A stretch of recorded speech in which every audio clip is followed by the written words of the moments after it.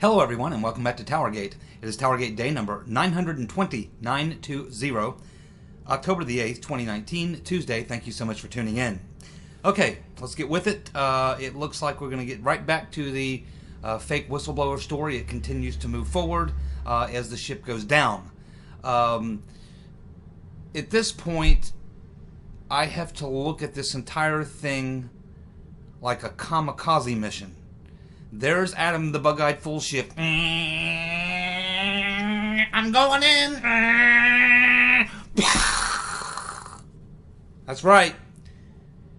Kamikaze, the bug-eyed fool kamikaze, Adam Schiff, is going in for the suicide mission. So now the Washington Post is reporting that the demo commies, led by the bug-eyed fool, are going to try and withhold the whistleblower's identity by holding the hearing with him in a remote location. They're going to change his physical appearance and his voice, and the bug-eyed fool is also going to try to prevent GOP Republican lawmakers from questioning the whistleblower, only allowing staffers to question him outside the Capitol. Oh, I'm sure that's not going to raise any eyebrows. Yeah. Oh my God. Okay, so what does that tell us? They are terrified that the Republicans are going to find out the identity of this so-called whistleblower, who's not a whistleblower at all. Why do you think that is? What do you think that we would learn if we were to find out who this so-called whistleblower is?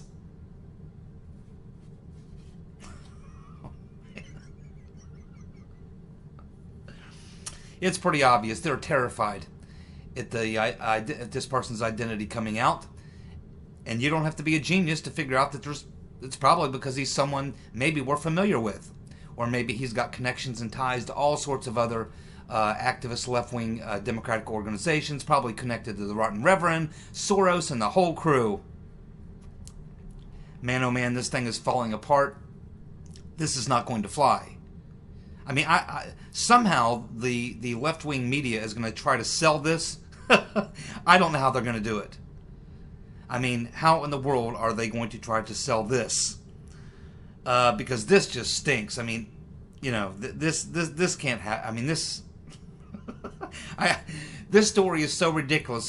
This entire freak show, this entire staged so-called whistleblower plot, the entire attempt at this is a show. It's not even an impeachment hearing. It's a show. It's not even legit. It's not a judicial operation. It's not a legal. It's none of these things. It's nothing more than a show being peddled by the demo commies and their left-wing allies because they're insane. They're out of their minds. Did you see the Upchuck Todd clip from over the weekend? They're losing it. They are losing it because they know they're going to lose again in 2020. They have no way of stopping Trump. No way. And they know what's coming. Oh, yes, they know exactly what's coming. They have no idea how they're going to handle it. I don't think they will handle it. Like I said, there's going to be literally millions of demo commies seeking serious therapy. They're going to need psychoanalysis. They're going to need rubber rooms and straitjackets. But this is not going to fly. And it just looks bad. I mean, come on. Come on. And on top of that, this Inspector General of the intelligence community, his ass needs to be fired. Michael Atkinson, who we just learned, of course, was back in 2016, was over in Ukraine digging up dirt on Trump and Manafort. But we learned today that he is now refusing to explain why he backdated the secret changes to the whistleblower form. The form was changed in September officially, but he allowed this whistleblower to go back and use the previous form back on August 12th. So not only did they create a new form and change the new form, but they changed the new form after the whistleblower so-called whistleblower, filled out the original form. So then they had to go and backdate the second form he filled out so that he could use the new form. And they changed the date on it. Oh my God. How is this guy still in his job? This is the Inspector General of the intelligence community. Should we trust him? In 2016, he's over in Ukraine trying to dig up dirt on Trump and Manafort.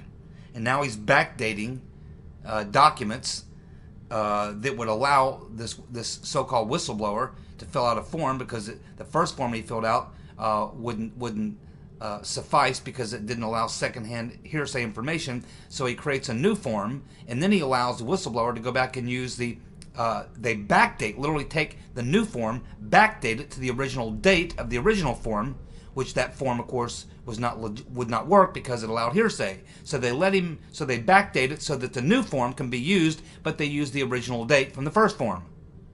And now he's refusing to explain why he did that. Refusing to explain. He should be fired immediately and arrested for sedition. This plot is coming undone. It's unbelievable. And you know, when they unravel this here plot, just like that, they need to go back and look at the Kavanaugh plot with Blasey Ford, and they need to unwind that as well. This is the same damn thing, just like the Russia hoax, the Mueller probe, the whole 9 yards. Every bit of it. Every bit of it. It's corrupt as hell. And part of a coup.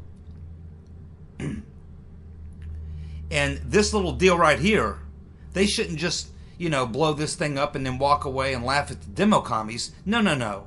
This time, they need to throw some damn people in jail.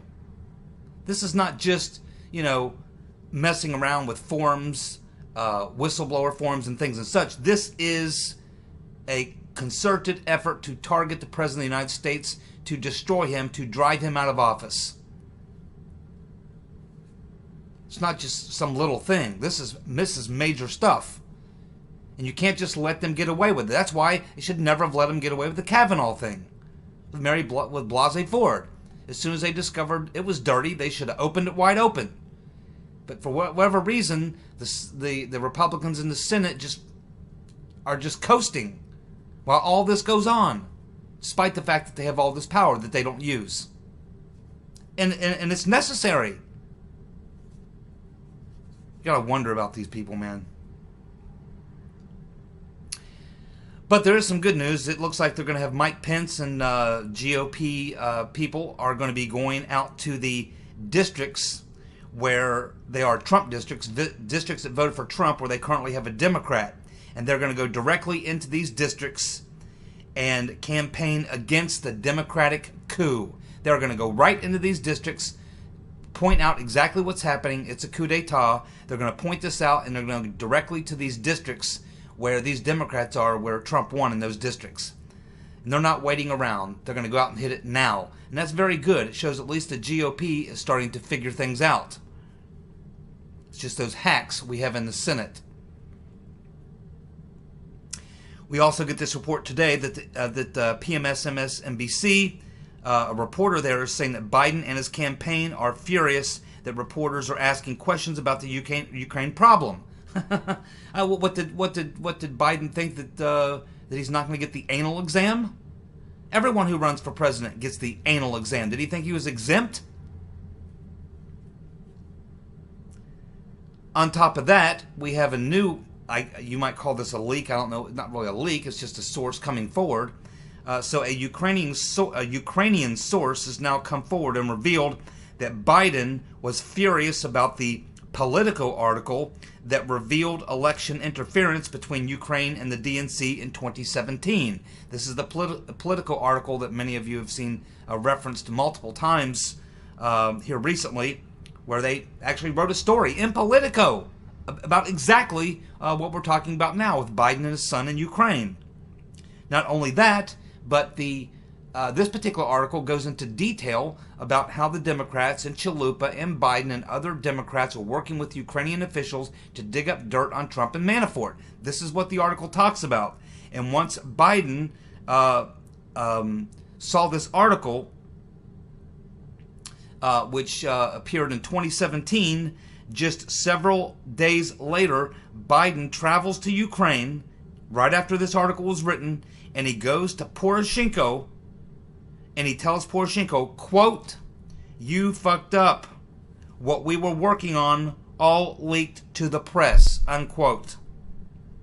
The article, of course, as I just mentioned, shows that Biden was deeply involved in the plot, and it also shows how Alexandria Chalupa worked with Ukrainian officials to get dirt on Trump and Manafort and pass it along to the DNC. And of course, not just the DNC, but also the article lays out exactly, it's Chalupa's own words. She is actually interviewed in this article. If you've read the whole article, you'll see that she's actually interviewed and gives a relatively lengthy description of her activities. And she says right there that she hooked up Michael Isikoff with these same Ukrainian officials. And he ended up getting the Manafort story, the Black Ledger story, was passed directly to Isikoff. He's the one who wrote it in Yahoo News. Also, she talks about the fact that she's dealing directly with the communication leader of the DNC, this person, Louis Miranda, who was connected to Ukraine, top brass, by Chalupa. She's hooking up this communication leader of the DNC, Miranda, to the same people. And of course, we know that Miranda was hired, handpicked personally by the rotten Reverend Clinton. She had operatives working both ends. She had her operative Miranda working on the DNC side, and she had Chalupa working on the Ukraine side to funnel that information through. More and more damning evidence, as I've been saying for a very, very long time. The rotten Reverend Clinton planned, organized, directed, and controlled this entire plot. She continues to do so to this day. I believe that she's behind this whistleblower bullshit that we're living through right now. I believe it's all the rotten Reverend. And we have more evidence coming up. But we also have today that idiot Clapper, that's right, Clapper, telling CNN that he was only carrying out Obama's orders. That's right. He's on CNN and they're asking him, so what do you think about Barr and Durham? They're out there traveling around the world, going to Ukraine, going to Australia, going to the UK, and Italy, and they're talking to intelligence people, they're talking to former officials, and they're investigating what you guys were doing back in 2016, 2017. And Clapper's like, oh, well, you know, they can investigate if they want to, but they're just going to find out that the only thing I did was go out and do what the President Obama ordered us to do. That's the second time Clapper has thrown Obama under the bus. Obama must be sitting back right now be going, oh my God, Biden's killing me. Oh my God, oh, Clapper's killing me. Oh my God. And wait till they get a hold of Mr. Potato Head, and he starts singing. Oh, he's going to sing like a bird. Trust me, Brennan is going to drop Obama all over Barr and Durham. Hey, man, you know, I used to say the same thing Clapper's saying. Hey, you know, Obama, you know, he's the President of the United States. He said, get out there and work on it, fellas. That's exactly what they're going to do. They're going to give up Obama to save their necks. Now, many of you know that I've been saying for a very, very, very long time that the Steele Dossier is not the Steele Dossier. Is not the Steele Dossier. It's the rotten Reverend Clinton dossier. As I've been saying for months and months and months and months, the rotten Reverend Clinton cooked it up in her kitchen, probably with Cody Shearer, Sidney Blumenthal, probably Mook, Podesta, and what they did, and getting this garbage they were getting from Chalupa, from Ukraine, getting that information, putting that together with Cody Shearer's, you know, bullshit, and then working together with Glenn Simpson and his wife, Jacoby. Remember, she said it was her husband that was largely responsible for writing this, right?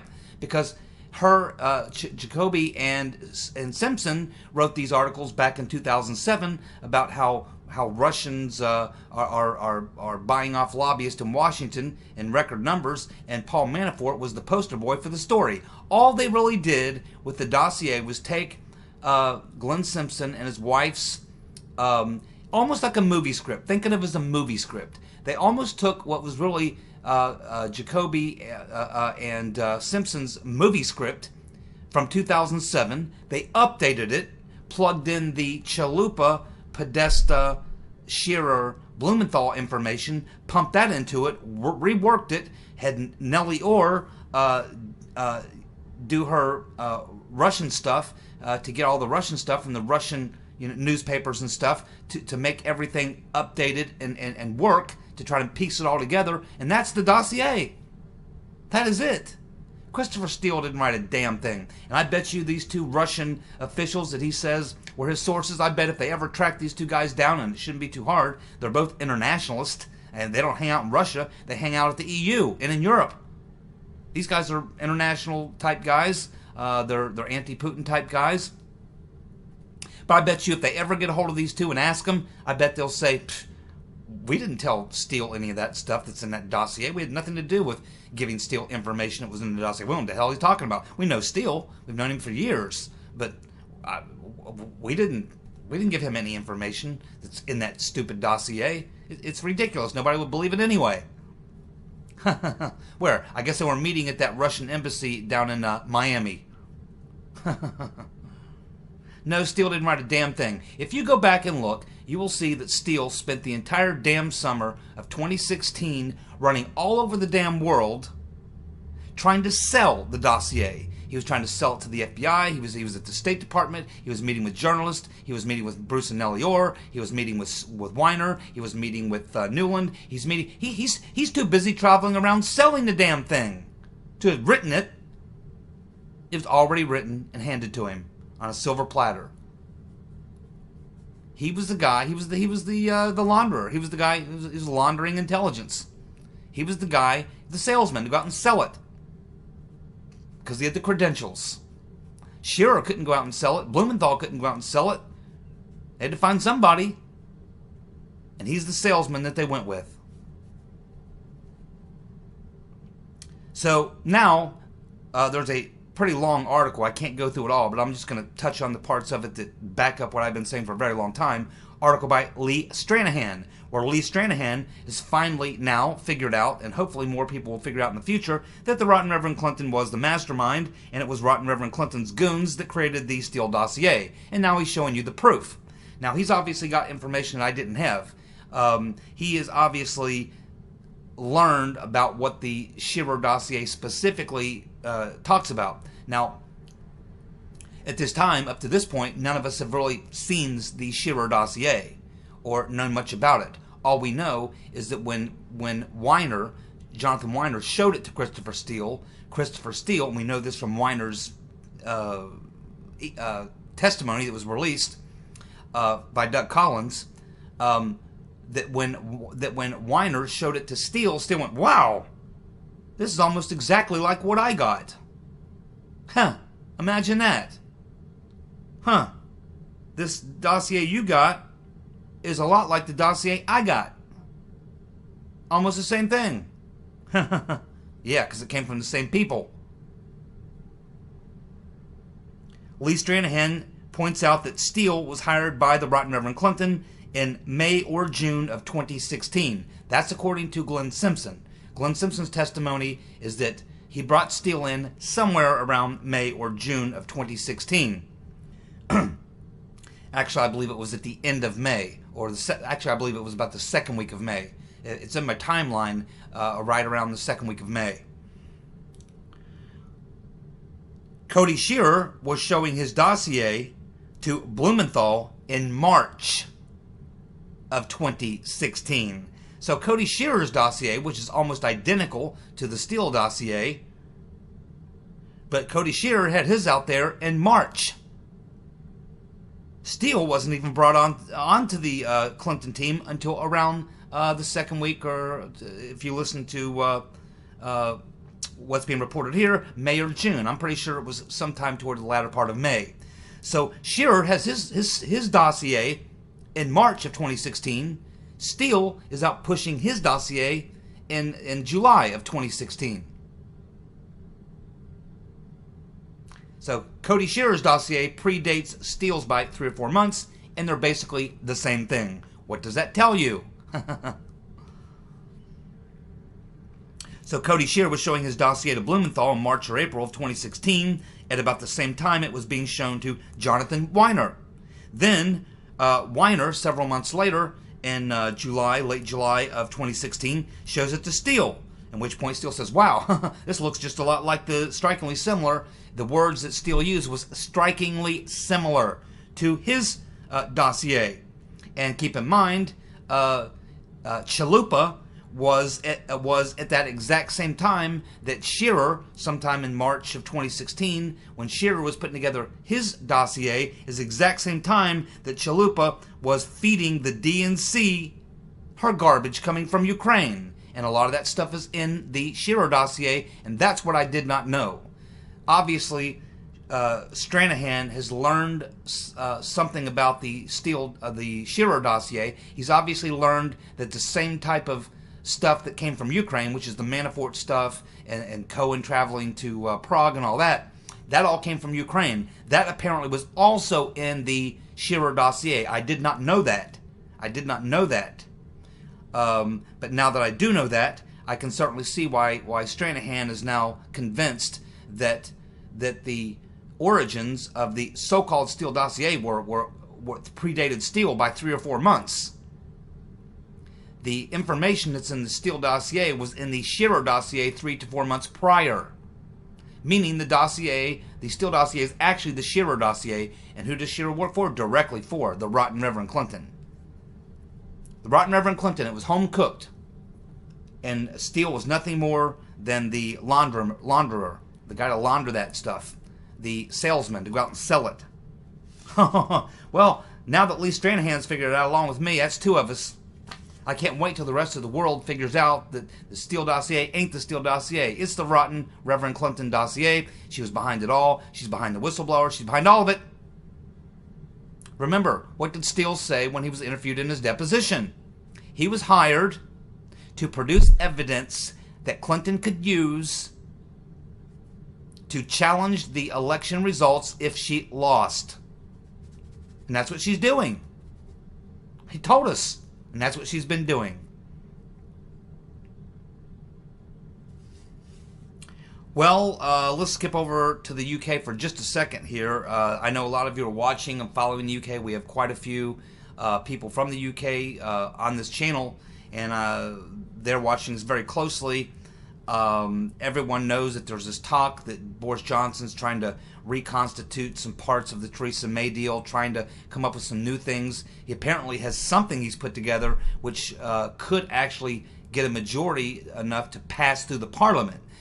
Whether or not he actually can get that into a vote, or whether he will bring it to a vote, or whether he's just using that for leverage is not really clear at this point. But he made a statement today. And he's made a statement, and I think the statement was to the EU. This is Boris Johnson telling the EU, saying, quote, "We're packing our bags in 25 days and walking out." One way or another, in 25 days, we're packing our bags and walking out. So I think that what may be going on here is he's apparently put together some sort of a deal, and it has to do with Ireland and how that's all going to work out. And he believes that this deal will get enough factions in the Parliament that it will get the votes to pass. The problem is that it's likely going to be rejected by the EU. So I think what this is Boris Johnson firing across the bow to the EU, saying, "Hey, we're going to leave regardless on the 31st." Now they know he's got this plan that he's possibly going to put to a vote in the Parliament. I guess the play here is to see how the EU responds to this plan, which has now been made public, what he's going to do. They have this plan, this idea. I think he's trying to force the EU to comment to get their response or what have you to this plan before he goes to the Parliament with it. He doesn't want to face a huge embarrassment. And if he knows that the EU is going to thumbs down, give it the thumbs down before he even puts it through the Parliament, why do it? Because he's going to pay a political price going through the Parliament anyway. So why pay a political price if he doesn't have to? So I think that that's one part of it, but I think the other part of it is that he has to actually, for political reasons, I guess he has to make it look like he gave every possible effort not to have a no-deal Brexit, and so that when that happens, he can say, hey, I had a deal that would have passed, I would have had enough votes in the Parliament, but the EU would have rejected it, therefore it was dead on arrival, therefore, I made every effort with the EU, I made every effort here in Parliament, but here we are, it's October 31st, we have no deal, and like I said, we're leaving, deal or no deal. So I think this is probably political strategy more than anything else. I don't think Boris Johnson actually believes that the EU is going to sign on to this, and quite honestly, I mean, there's a lot of countries in the EU that just want the UK to go. They just want them to go. They're just sick of it, because it's also holding up a lot of things in the EU. It's just creating a lot of problems. At this point, I think they figured out that since they do have Boris Johnson in there, it's not going to be Jeremy Corbyn. It's going to be Johnson. He's going to be there. They're not going to be able to, have a no confidence vote and get rid of him. That's probably not going to fly. I think that was a long shot anyway. I think that on the EU side, I think they just want, the UK to go. And now once they do go, then the EU will do everything they possibly can with their friends like Soros to punish and do everything they can to hurt the UK after they leave. I think that that's baked in the cake. But I think that this is on Boris's part is political maneuvering so that when he does do a hard Brexit, that he can have something that he can fall back on a little bit. So I think it's good news if you're for a hard deal Brexit, which that's what I'm for. I mean, this a clean divorce. That's what they voted for, a clean divorce, not a deal. They voted for a Brexit, not a deal, not a Brexit deal. They voted for a Brexit exit. Done. Get out. So I think this is good news for everybody, but we still have to watch. I mean, the deep state will, whether it's here in the States or over in Europe, in the UK, it doesn't matter. They, as we can see, these people never quit. They just never quit. They've got something ready to roll out. No matter what you do, they've always got something else to roll out on you. So the swamp is deep on both sides of the pond. Oh, you're going to love this one. CBS is getting ready to do a miniseries on the Comey based on his book Higher Loyalty. And Jeff Daniels is going to be playing Comey. Oh my God. Jeff Daniels is a hardcore anti-Trumper, by the way. So how funny is that? The IG report, I don't know when they're going to roll this thing out. They're planning on doing a mini-series on Comey. Well, they better get it out there quick, because the IG report's going to be out within the next 2 weeks, and it's probably going to show that Comey is guilty of some serious crimes of committing a fraud on the FISA court and some other things, and he's probably going to get a criminal referral over to Durham from Huckleberry Horowitz. And so, wouldn't it be funny if this miniseries, just about the time that it goes to air, or is scheduled to go on air, that Comey is being perp walked in the orange jumpsuit with handcuffs to prison? Yeah, I'm pretty sure that will get canceled. Higher Loyalty, yeah, yeah, there is a Higher Loyalty in prison, and he's about to find that out. Well, here you go, my friends. 50% of people approve of an investigation into Biden and his son Hunter's activities in Ukraine. 57% of people approve. That's a pretty high number.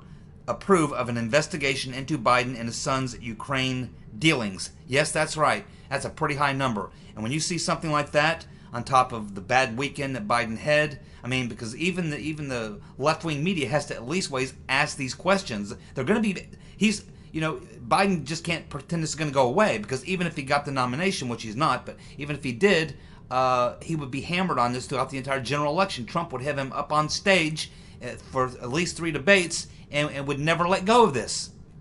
And Biden can't go, I'm not going to talk about it. I'm not going to even answer to that. You can't do that. You do have to answer to it. It looks bad. It looks really effing bad. So after this poll comes out, and following the bad weekend that Biden had, and following the fact that his campaign has now figured out that that when you're running for president, you cannot refuse to answer scandalous questions about your scandalous behavior. I mean, you have to deal with those things. I mean, you have to deal with them.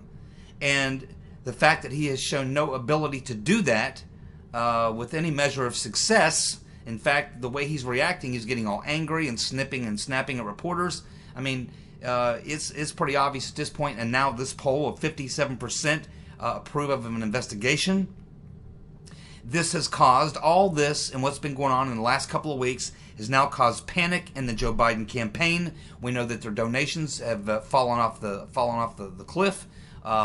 He's not raising hardly any money, and they canceled all of his internet advertising completely. And so it looks like we're getting word that there has been a secret closed-door emergency meeting by Joe Biden's top donors as his campaign is losing steam. What is this about? Well, this is the meeting. This is the meeting. This is when they get together and say, okay, we got to find someone else. We got to get together and pull our money behind someone else because this boy ain't gonna fly. This dog can't hunt. He's done. He's toast. It's over. Now who are we going to go with?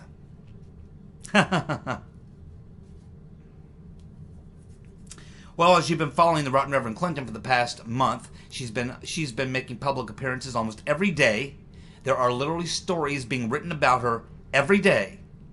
Now, I happen to believe that she's probably behind this whistleblower thing because she was behind it back in 2015 when Biden was going to run. It was the Rotten Reverend Clinton who dropped the Ukrainian stuff on Biden back then to scare him away.